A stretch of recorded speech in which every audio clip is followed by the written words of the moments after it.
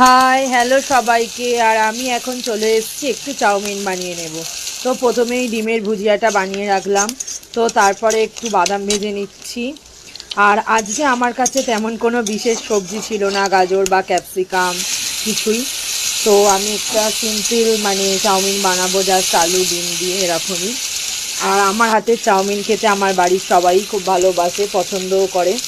তো সবার জন্যই আমি বানাবো।